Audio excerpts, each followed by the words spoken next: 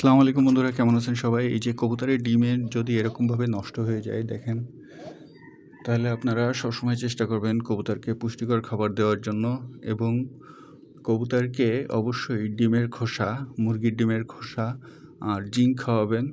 দেখবেন কবুতরগুলো সুস্থ থাকবে এবং ডিম থেকে বাচ্চা সুন্দরভাবে হবে।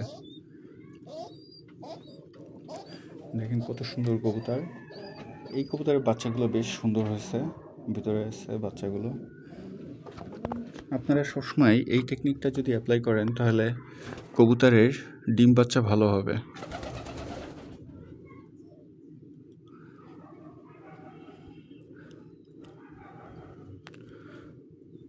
ধন্যবাদ সবাইকে। যদি ভিডিওটি ভালো লাগে চ্যানেলটি সাবস্ক্রাইব করে সাথে থাকবেন।